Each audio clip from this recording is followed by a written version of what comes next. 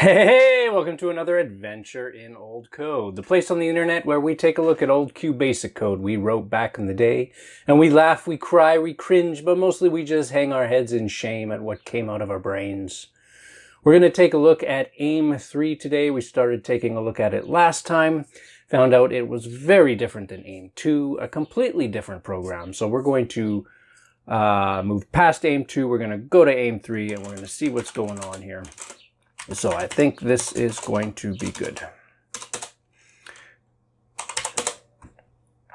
All right. AIM3. So let's run it and we'll see what gloriousness awaits us.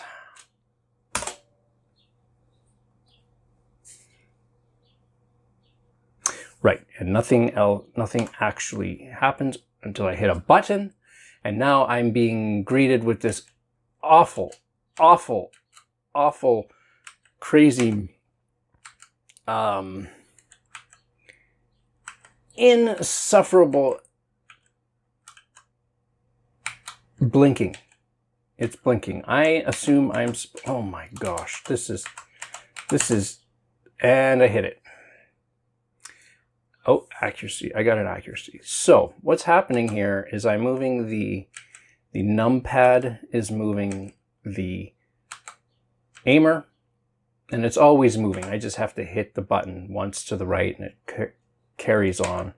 Oh, and the bad guy shoots me. So here we go. Let's kill this bad guy. And when I shoot, I get a very brief, haha, got him. Accuracy 50%. Oh my goodness, here we go. Oh, and I'm dead. Okay, let's not induce any seizures anymore, and let's take a look at this thing. Okay, making sure I'm recording everything, because that's always scary. Everything looks good. Okay, so we have a couple of subroutines, aimer and bad guy, and a couple of variables, sight and bad. So aimer is going to probably draw the aimer thing. And because we didn't really get a good look at it, I want to see it. I do want to see it, so you can see it there. So it's got, whatever, you got a crosshairs and then two diagonal lines and then two circles on top, because why not? I mean, that's clearly good. Now, this is my brother's program. I would not put it past him to have used a real sight for a real gun. To me, this looks made up, and I'm not sure what the circles are for. But hey, maybe this is a real gun sight image thing. Maybe that's what it really looks like. I don't know. Whatever. Okay. So that's how we do that. We're going to go to the bad guy. This is a very, very simple little airplane guy, and he's bad. The very tip is not symmetrical, and I'm not sure what's going on with that, but it's you can't even see it really. Yeah, interesting. Okay. So those two things, as always, very common pattern. Draw it, get it, that puts that portion of the screen, that sprite, into this variable called sight. So aimer goes into the sight variable, and the airplane goes into the bad variable. Now we can use them wherever we want.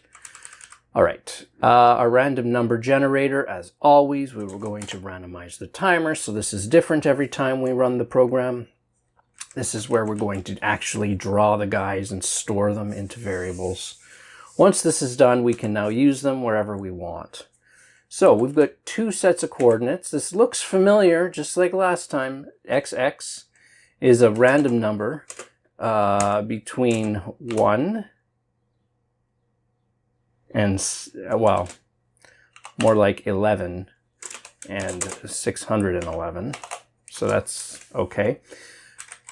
And YY is a number between 41 and 441, which just happens to be 21 squared. I don't think that's important, but I just thought I'd point that out. Okay, X is, let's see, again, random number between 11 and 611, and then Y is between 41 and 441. So this is just to give a buffer around the screen, because I think the smallest one of these sprites is going to be 11. Yeah, 11 pixels wide. It's just to be careful, because if you put a sprite off screen, you're going to get an error, an exception, and your program's going to halt.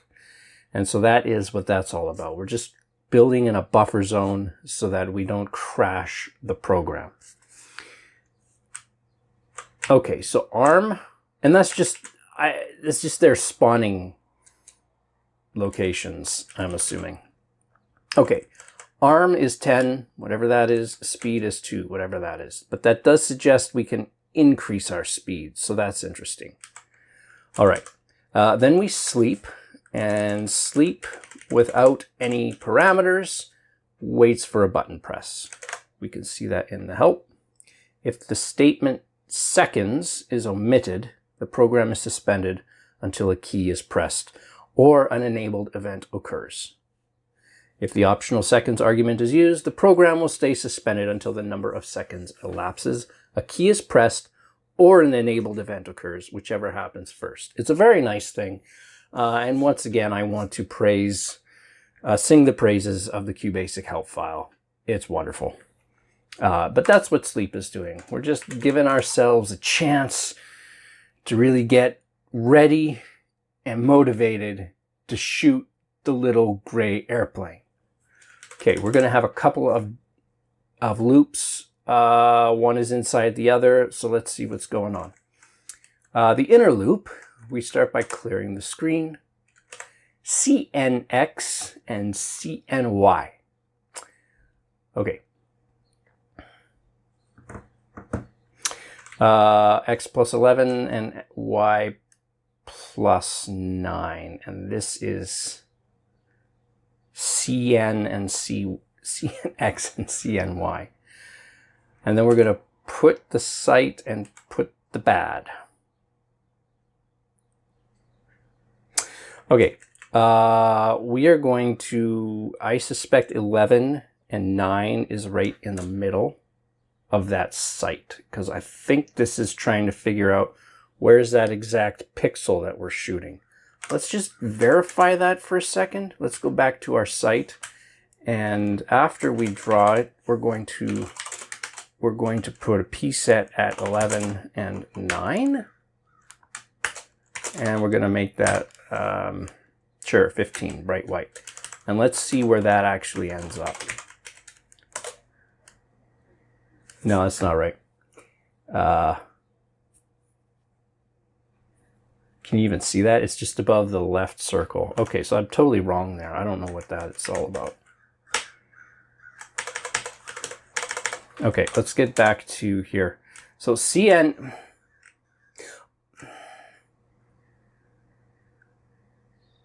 I don't know. I don't know why we're what the CNX and CNY variables are.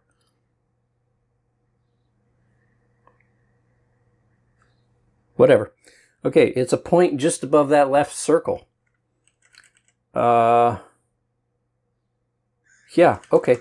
Then we're going to see if there's a key press on the keyboard. Because this isn't itself inside a loop, we're just going to instantaneously check. If nothing's been pressed, we're going to do nothing. Like well, I shouldn't say do nothing. C string is always going to be the instantaneous button that was pressed.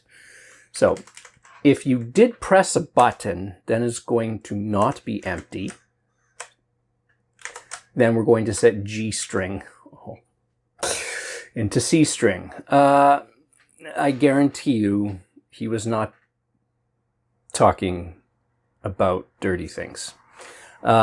G string needs to be so C string is the temporary variable that's going to hold the instantaneous button push. But then once we hit the button, we need to store it somewhere else, because next time through the loop, we're going to overwrite it again to C string. So C string will more often than not be empty. Sometimes it will contain a button, but we want to save that button press in another variable so we don't keep losing it every loop. That's what the G variable is. Okay, select, oh, interesting. But now we're checking the C variable. Okay, well, if you hit 8, then y equals y minus speed. So this is going to bring you up, because y is a coordinate. It's a coordinate. And speed is the number of pixels you're going to move up every time through the loop. So the bigger the speed, the more your y will change, and that, you know, is going to be faster. You moving faster. So pressing 8 on the, which is up on the numpad, is going to move you up. Pressing 9 is actually going to move you up and to the right, but it's super fast. So because we're adding both, we're moving in the X and the Y direction, both by the speed value, you're actually moving faster. It really should be smaller if you wanted to keep that constant speed, because the X squared plus the Y squared has to equal, you know, the hypotenuse squared, and it's the hypotenuse squared that should be speed, but this is a little primitive, but that's okay. We'll forgive him. 6 to the right, we're going to go to the right. That's pretty self-explanatory. And 3 goes down and to the right, and all these things happen. All the way up to 7. Oh, interesting. So if you hit the plus, you actually increase your speed. So remember up here, we set speed to 2. And now we can actually change our speed. That's kind of nice. If you hit minus, only if your speed is greater or equal to 1. Then speed equals speed minus 1. So we can get to 0, but we can't get to below 0. Okay, that's cool. Case 5. So this is 5. This is, you know, you're shooting. So shots equals...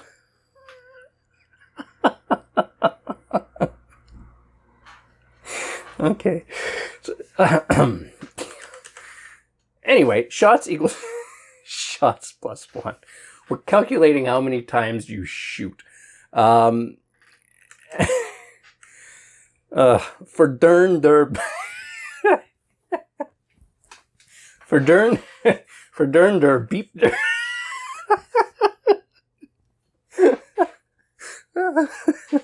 Great variable name.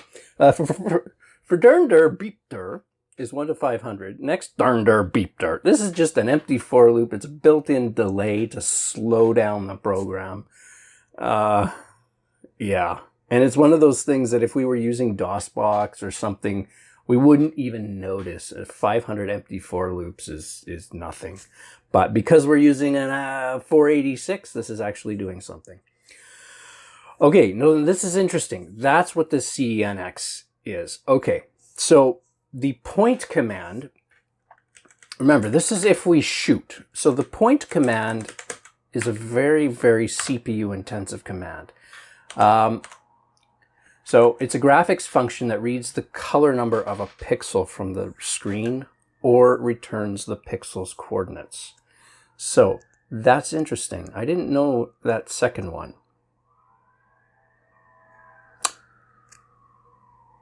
Huh, interesting. So the point command is actually quite a bit more powerful than I thought. Anyway, this is how we're using it here, this first one. So we're looking at this XY coordinate and we're returning the color of that coordinate.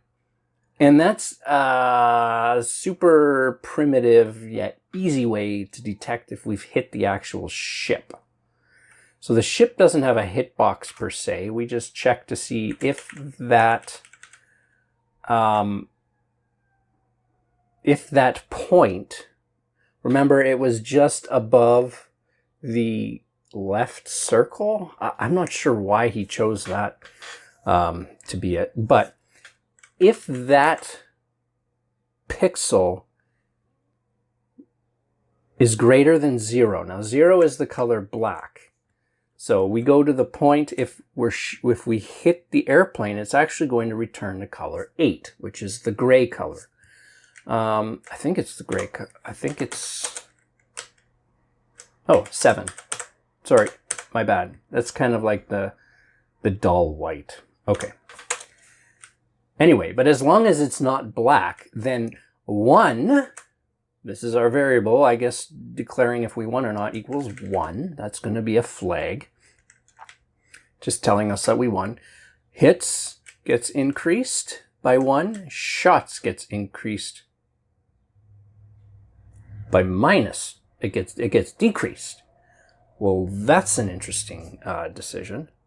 So if I shoot, so shots must be keeping track of how many times we miss, because we always increase it when we shoot. But then if we hit, we decrease it. So that will cancel out when we hit the bad guy. But if we don't hit the bad guy, shots is just going to increase and not decrease. Okay, so shots from this should just be called misses, I'm guessing. But shots is keeping track of how many times we missed. Okay, then we're going to draw a line from 0, 0, which is the top left of the screen, to that magic point, just above the left circle of the sight, and we're going to color that bright red. Yeah, we're drawing the lines from all 4 corners of the screen, except we're not going the full 4 corners because the screen is 640 pixels. So, the top left and the bottom left are right at the corner, but the top right and the bottom right are just shifted over 20 pixels from the right edge of the screen. Why? Okay, whatever. That doesn't matter. Okay, that's all done if we shoot. Okay, now we end that select. Interesting. So now we're going to look at the G variable. And we're probably going to do the whole stinking thing over again. We're going to update our speed. Okay, no, we're just updating our speed. So, the upshot of this is, because we're looking at the C variable and the G variable, in the loop that we actually hit the button, we are going to do both. So let's say I come in here into the loop and I hit left, which is 4. Well, 4 is going to come here. It's going to decrease my speed. But, let's go up a bit here. C equals 4. So it's not empty, so G equals C, which equals 4. So now G and C both equal 4. So I'm going to get a reduction.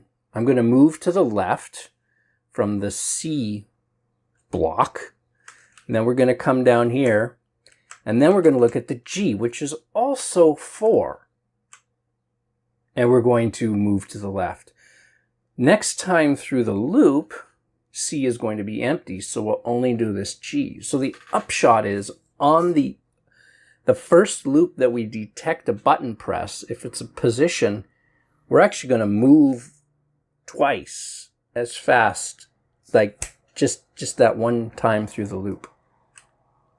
But the G doesn't have any shooting, any shooting logic, which makes sense because its shooting is instantaneous.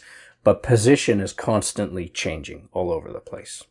Even if we don't hit a button, we still change positions because of the G block. Okay, T. What is T? If T equals 100, then T equals 0. And the direction is FNR 9. Remember, this is defined up here. We've talked about this in the past, but it's been a while. So FNR is an inline function. We pass 9 into this function, which does this, which essentially just brings back a random number between 1 and 9.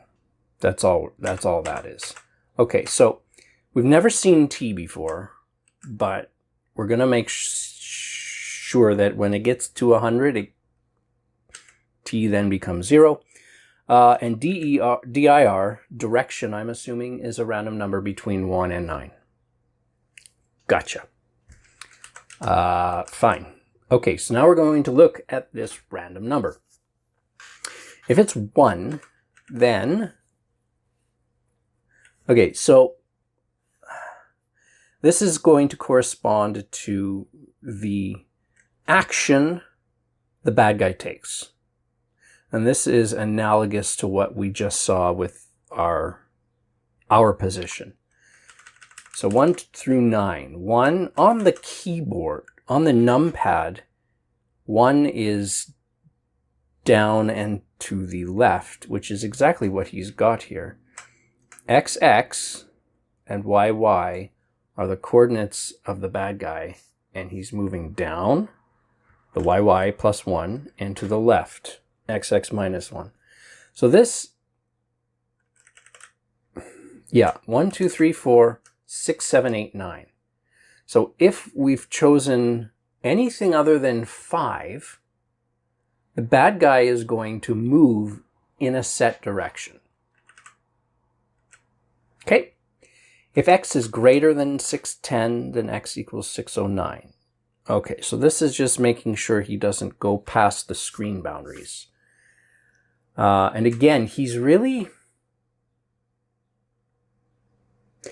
I think he was mistaken that the screen was 600. I think he thought the screen was 620 by 480. Oh. Yeah, the screen is 640 by 480, right? We are screen 12, right? I should... Wait a minute. Where's our screen number? Oh, it must be... There we go. Yeah, screen 12. Once you set it, it's set forever until you set it again. So there it is, tucked away in Aimer. Okay. So yeah, he's just building a buffer. You know, if you're too far to the right, then like it's a wall.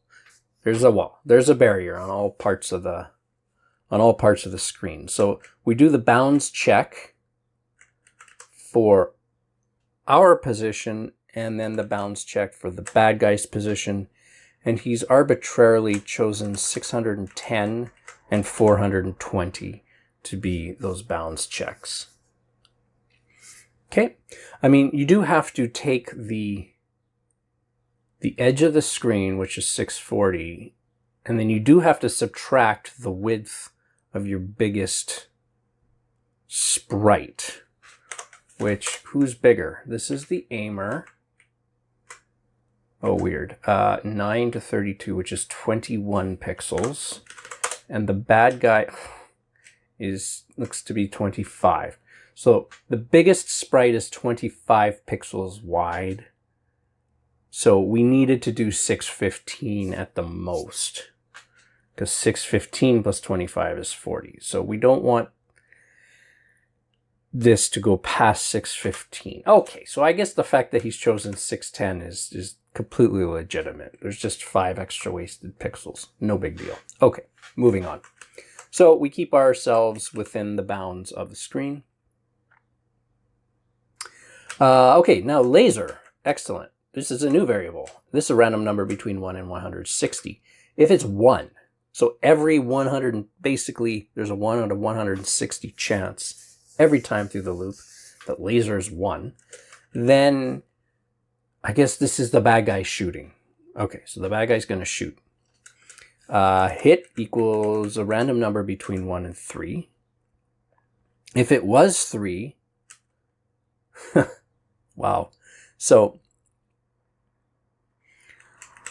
1 out of 160 times he shoots, and 1 out of 3 times he'll hit us. So this is really 1 out of 480 times we get hit. Okay? Then we draw a line from the bad guy to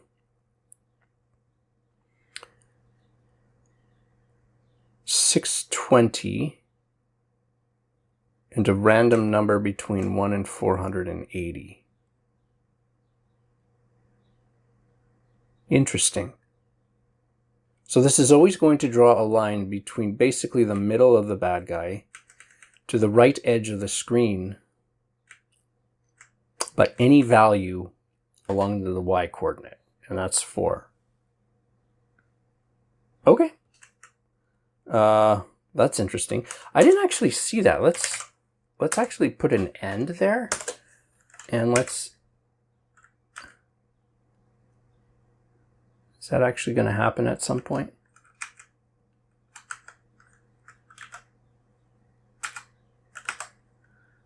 I'm not shooting.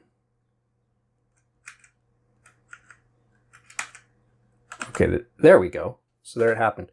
Yeah, so that's from the bad guy to some random spot on the right side of the screen. Okay. Interesting. I'm not sure what that signifies. For dern der beep der, another slowdown. Okay. Oh my goodness. So then if it's not, what has happened? Oh my word. Okay. So if it's not 3, so that must be a miss. Let's just see. So 1 out of every 3 times he shoots this random right spot of the screen. The other 2 times, now we're going to get yet another variable, location. A random number between 1 and 4. So 25% of the time, oh my gosh, XXX and YYY. So then we're going to essentially choose a random corner. This is the top left. This is the top right, you know, etc., etc. And then we're going to... Okay, so we set the coordinate. XXX, YYY is a random corner. And we're going to paint the entire screen 4, which is red. We saw that. Then arm, what? Arm is reduced by a random number between 2 and 3. What does... We're going to go all the way back up here. Arm is 10. Arm? Maybe it's armor. Oh, man. Maybe that's what that means. Okay, let's get back here. Yeah, that's what that means. Ah, and so that is a miss up top here. Okay, so this... 1 out of 3 times he misses us. Now, 2 out of 3 times we pick a random corner, we paint the entire screen, we reduce our armor between 2 and 3. I'm going to just assume that's armor. That's kind of our hit points. Okay, end if and end if. This is all happening if laser was equal to 1, which is... Okay. If arm is less than 1, then lost equals 1. Okay, so if we lose all our armor, we lost. So remember, this lost... This we never saw before, but we can infer its meaning. I'm going to go up, up, up, up. Here's the 1 variable. So we've got 2 variables, lost and 1. And they're flags telling us if we lost or won. Okay, and then we're finally going to up t, increase t by 1. So t is basically the number of times through the loop. So every 160 times through the loop, the bad guy takes a shot at us. Every time the bad guy takes a shot at us, 2 out of 3 times, he reduces our armor by 2 to 3 points, and we start off with 10. Okay. If lost equals, if we lost, then we just end. Otherwise, we wait for 1 second, clear the screen, print the armor,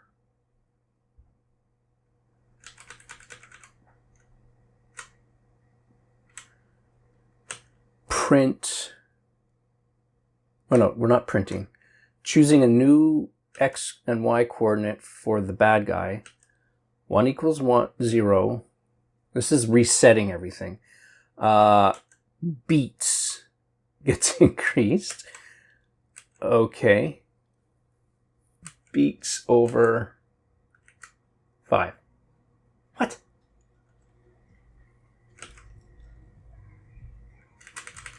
What the heck is this? Well, what the heck is beats? Remember, this is only going to happen if we won. Because up here, we end the program right away if we lost. So this is only when we won. And I guess beats is the number of times we won. Okay, so, okay. There's probably 5 rounds. And so he hard-coded 5. So beats is the number of times we won. So we won on this round. Beats becomes 1. We're going to print 1 over 5. Okay, okay, nice.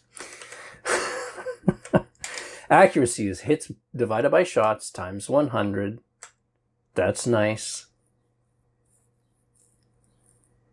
Okay. Yeah, and we can print our accuracy. We're waiting for 2 seconds, and then we just loop until lost equals, until we lose, or we beat him 5 times. And that's it. And the reason it's blinking so incessantly is because when we go back up to the loop, we have this CLS, and that clears the entire screen. So every time through the loop, the whole stinking thing is cleared. I think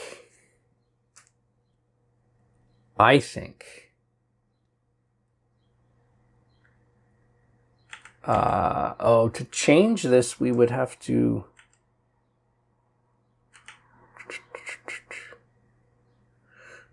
go to each time we change the coordinate, erase the guy. But you know what? We have a buffer. Don't we have a buffer? Here, I'm gonna do something here. We're gonna ignore that clear screen. Let's just see if, whoa. Okay, well, yeah. I guess there's sometimes he shoots us and then the whole screen goes red. So there's kind of a built-in dependence on clearing the entire screen. Okay.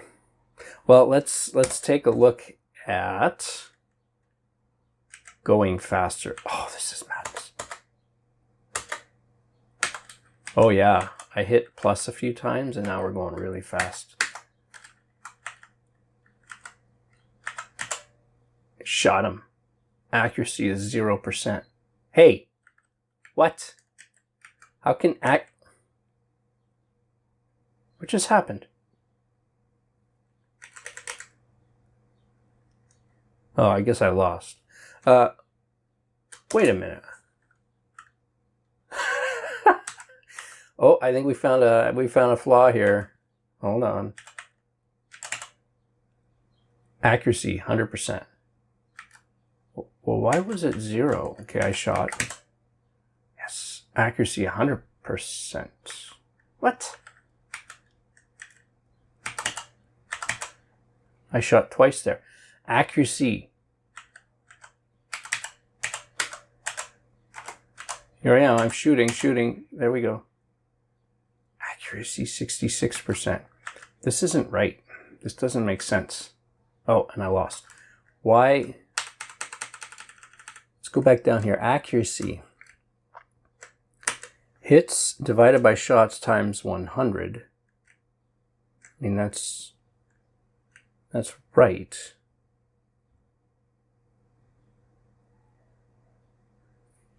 You know what, let's go up here, and here we'll locate 0, 0 and print accuracy. I just want to see this. Oh, illegal function call. Do I not remember how to use the locate function? Locate row, column. What's wrong with that? What am I doing wrong, folks? What's going on? Locate 0, 0. Is it 1? Is 0? There we go. Okay, so our accuracy is 0. I shot again, I shot again.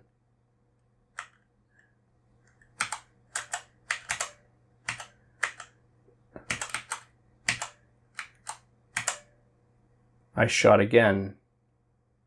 Now it's 12.5. Oh, so now it's working. Oh, this is mind-boggling here. 4. But why was it? What is going on? Okay, if we delete that and we go back in here. See, I'm shooting. I shoot once, I shoot twice, I shoot 3 times, 4 times, whatever I end up shooting. Come on. Come on. Oh my gosh.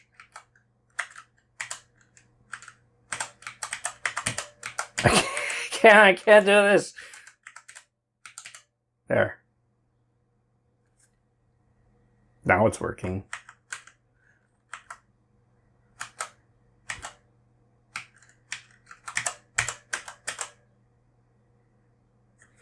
Okay, I don't know what was going on before. I think maybe the problem was, the only thing I can see is that last time I didn't miss. So maybe I'll try not to miss. Accuracy 0. What is that? When I don't take any shots,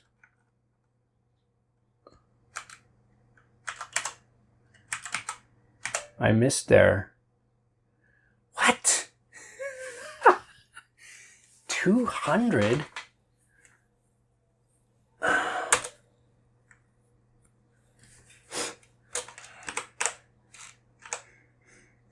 Where's my hits?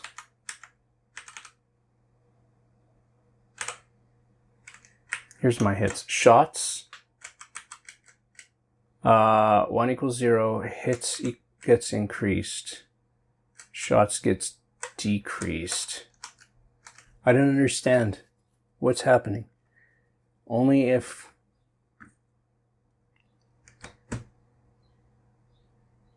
Huh. Okay, let's go up here. I need to figure this out.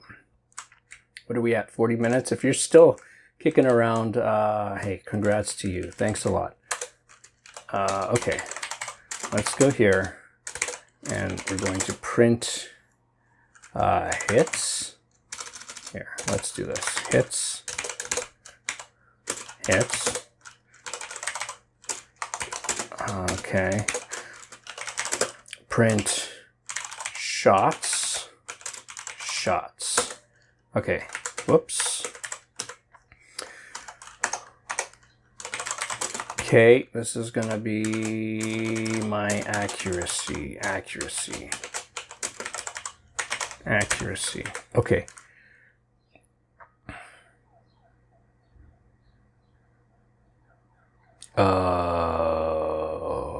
Wait a second. Do I know what's going on? Ah!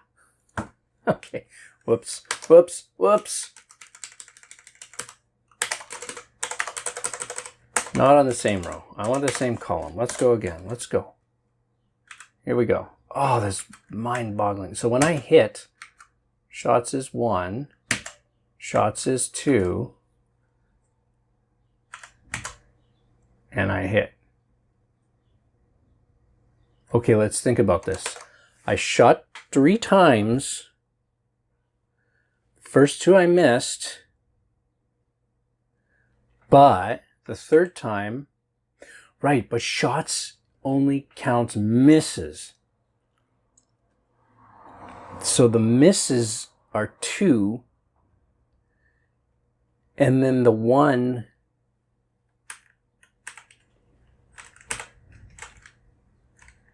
so the hits is 1 over shots, which is erroneously 2. And then that's turned into percentage. So if I never miss, shots is always 0. And then it doesn't matter what I do. Hits divided by shots should actually blow the stinking program up. What is shots? Where do we first see shots? Wow, okay. We first see shots, it just gets created when we shoot. And then it gets decreased. So if we never miss, shots is just invented out of thin air, which I think means it's a single. The variable type is a single. And then we increase it by 1 and we decrease it.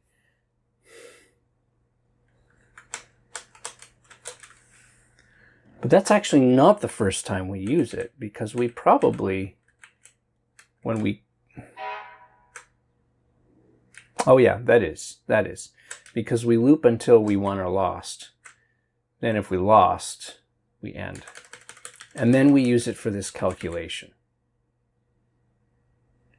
But how does this work if shots is 0? What is going on? My problem is hits divided by 0 should blow the stinking program up. Here, let's go to a new. Does this not print 1 divided by 0? Does this not blow up the program? What?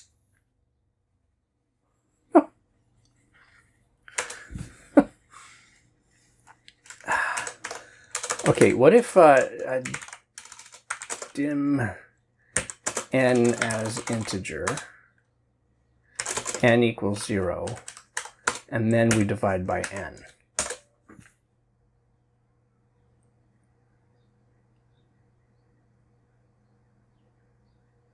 I had no idea. QBasic lets you divide by 0 and gives you the answer of 0. Did we know that? Oh. Does that help? Where's the divide?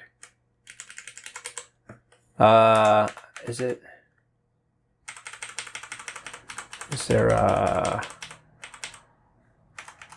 there math operators? Where's the math?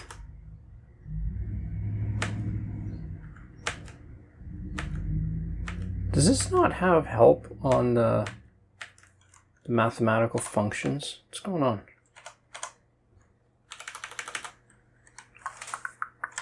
Well, let's search the help file.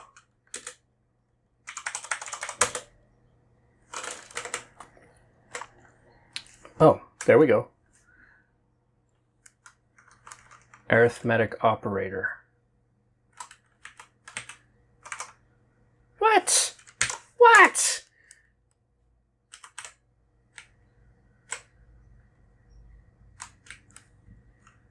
Here, contents.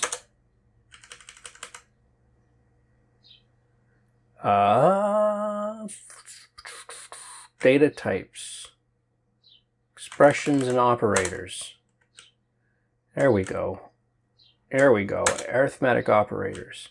Integer division, which is denoted by the backslash instead of the forward slash, which indicates floating point division. That I didn't know either. Before integer division is performed, operands are rounded to integers or long integers, and so must be greater, blah, blah, blah. The quotient of integer is truncated to an integer. 10 divided by 4. Okay, that's fine. Output is 2. Okay, whatever. Modulo. What?